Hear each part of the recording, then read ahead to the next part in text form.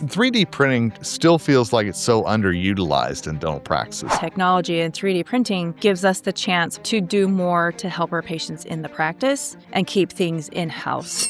I get a night guard in a couple hours, sometimes less, as opposed to a few days, weeks, whatever it can be. What was it that your dentist, your practice understood that 3D printing was really going to make that difference? He got tired of waiting for stone to dry. So we started with models and we were able to get a scan, get those models done, and get them printing. We had those whitening trays ready for that patient by the end of their cleaning. Technology is at the heart of what they do. It's what they love to do in the dental practice.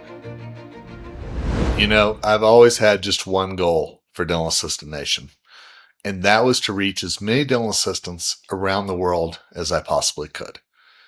So thank you for being a part of the community, and I want to make sure that you have hit the subscribe button so that you can not only help us spread the message and we can grow our reach, but also to make sure that you are getting the latest episodes delivered right to you the moment that we drop them. We are all about dental assistant education and empowerment here at Dental Assistant Nation, and we want to make sure that we are reaching as many dental assistants as possible. So thank you in advance, not only for being a part of this community, but for helping us spread the word.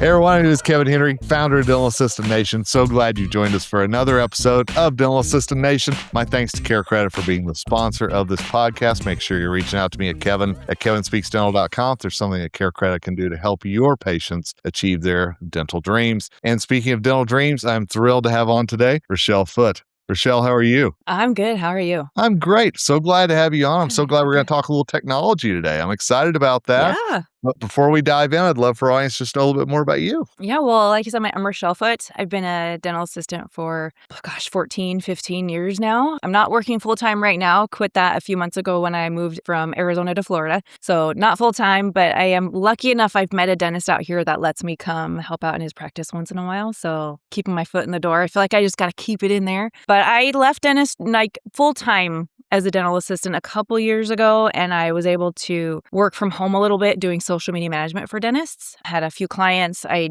honestly needed to be at home more so I could help my mom and dad more. So I was thankful that I found that path that let me be a dental assistant, but still be at home and be able to help my parents a little more. But in the last couple months, it's been a big change helping co-found Digital Dental Assistant Academy with Chelsea and Wayne and getting some education out to dental assistants. It has been amazing, the feedback we've gotten back from companies that really know this is a needed education for dental assistants. I'm thankful you're doing this because, as you said, dental assistants need the education, and I know DDAA is going to be so valuable to so many dental assistants out there. And I know, again, the people who are teaching this, technology is at the heart of what they do. It's what they love to do in the dental practice. And you're one of those people. You were drawn to technology in the dental practice. What linked you to it and what got you excited about it? Just the ease it made for patients. It lets you keep things in practice. I don't have to rely. Now, don't get me wrong. Love lab techs. I love labs. We need them. We are actually working with some great ones. We will always need labs. They'll never go away. But it also gives us the chance with that technology and 3D printing to do more to help our patients in the practice and keep things in-house. It just streamlines things. I get a night guard in a couple hours, sometimes less, as opposed to a few weeks, days, weeks, whatever it can be. But it's crowned sometimes in that day when you're milling and printing them too. But it just gives our patients so much more confidence in our skills and what we're doing because it doesn't have to go somewhere. And what happens when it goes somewhere? Who knows? Yeah. 3D printing still feels like it's so underutilized in dental practices today. Yeah. What was it that maybe your dentist, your practice understood that 3D printing was really going to make that difference? Was it night guards you used it for the most, or what were We started with models. He got tired of waiting for stone to dry to make a suck down. It just took forever. So we started with models and we were able to get a scan, get those models done because there's no real designing with models. You just pop it in the system, right? And get them printing. We had those whitening trays ready for that patient by the end of their cleaning. It was ready. So, I mean, stone, it's still setting.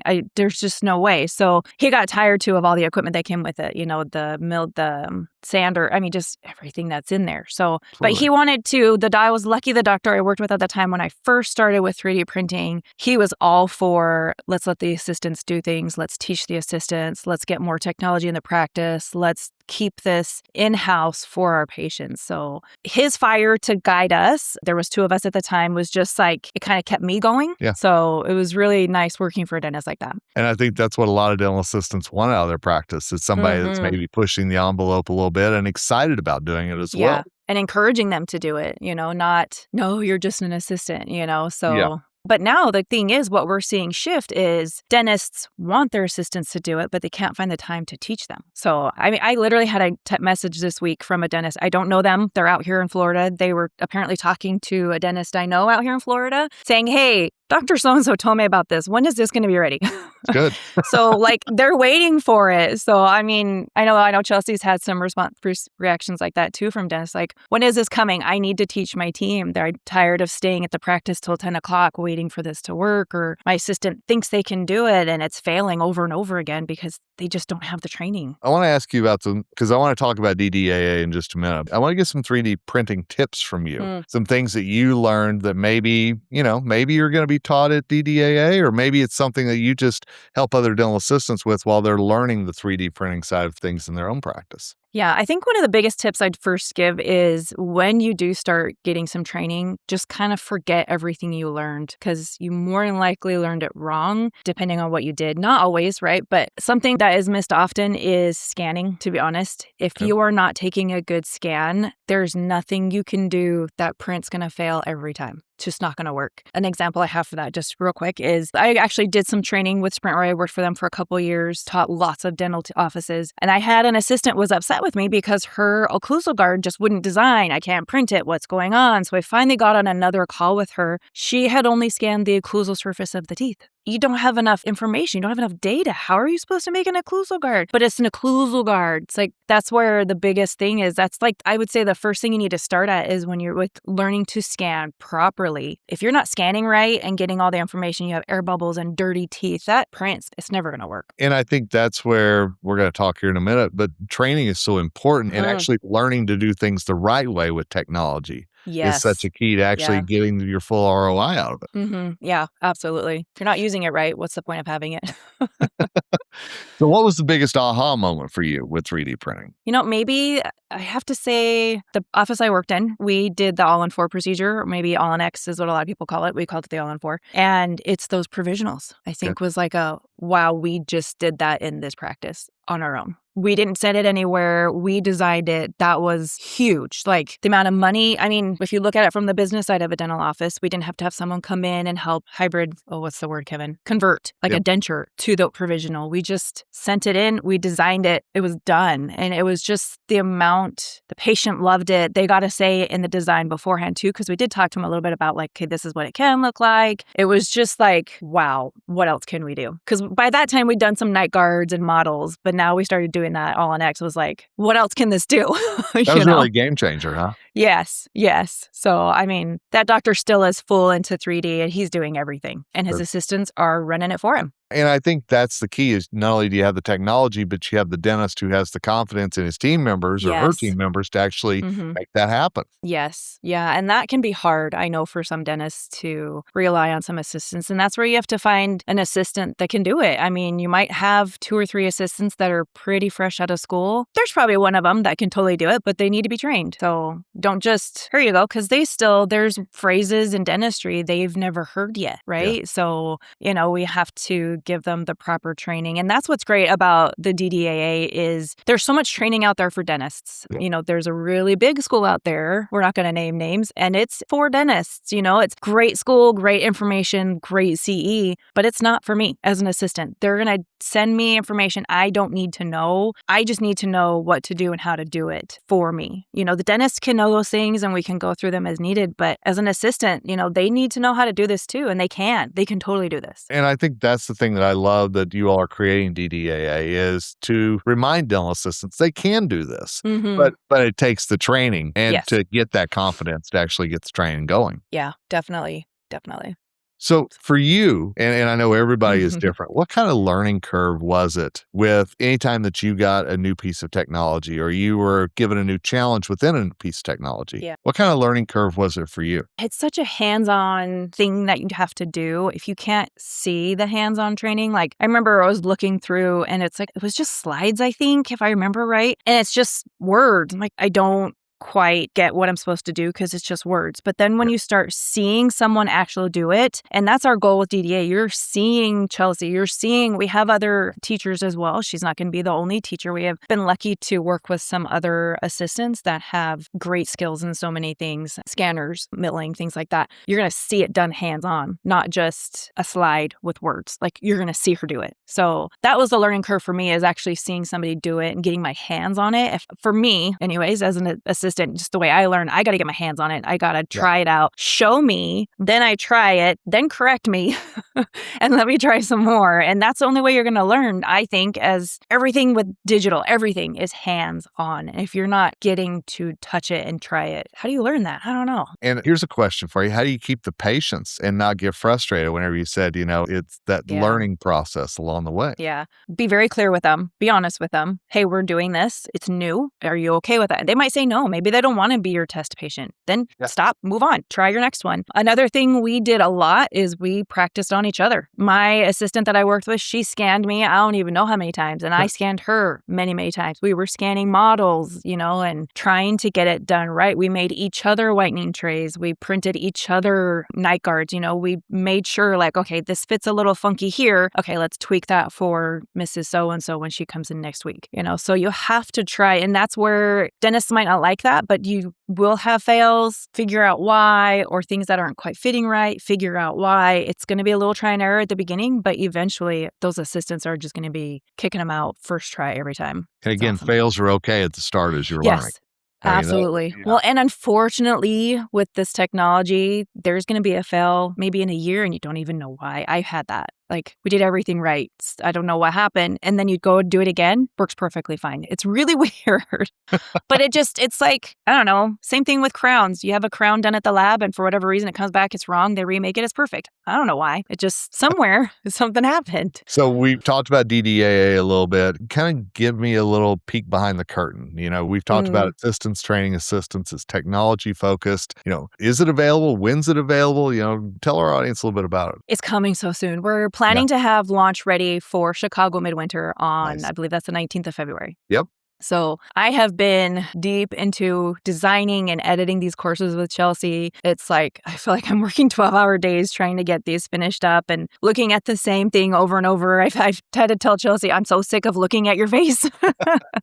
It's just all day, every day, fixing these courses, and we want them to be right. We're lucky too. We have a wonderful designer that's been working with us. She kind of looks at them last minute and makes sure we're doing okay, but they're really coming together. But yeah, we will have 10 courses ready. There's a couple scanning courses, printing courses. There are a few, because it is new, there's a couple of courses that are fundamentals. So they'll be great. Like there's one we just finished it up yesterday. I'm so glad it's done. It's one of the bigger ones. And it's like an hour and 20 minutes. So it's got some time, but it is broken in chapters. So that will be great. You can watch the first 10 minutes and then stop and walk away. But it goes through like a lot of details of you need this. This is why. Let's get this done. This is why. This is what you need to do to protect yourself. Wear your PPE. So there's a lot of information in there that, especially if you're new and this is a new thing in your practice, we will have rolling out over the next few months as well. After that, some more advanced courses. So, because we know there's some assistants out there that have been already doing this for a couple of years and pretty much know what they're doing, but they need more help. Those will be there. They're coming. We're just, we can only do so many at a time. But yeah, they're coming. There'll be new courses rolling out. I'm really excited. We have 2 scanning courses. Chelsea does one and she talks about the iTero as well as the tree shape. We have one specifically for the Trios 5. We will be getting an iTero, an Allied Star, as well as, so we'll have courses specifically for those scanners, which I know when I got into an office, like, here's the iTero, good luck. Yeah. So it's hard. I think it's great. It's specialized and again, focused on the assistant and it's assistance, training assistants, which is a great thing as well. Yes. So. the Chicago Midwinter Meeting. It's one of the biggest meetings in the dental industry every year, and this year is going to be extra special because I'm going to be talking to dental assistants at the meeting, and I can't wait to be a part of it. So dental assistants and dental team members, join me Friday, February 20th, as we talk about harnessing the powers and personalities in the dental practice. Why can't we all just get along? We're going to talk about that. And then Saturday, February 21st, it's going to be extra special because dental assistants, this one's just for you, as we talk about battling and beating the demons of dental assisting. So join me at the 2026 Chicago Midwinter Meeting. I can't wait to see you in the Windy City.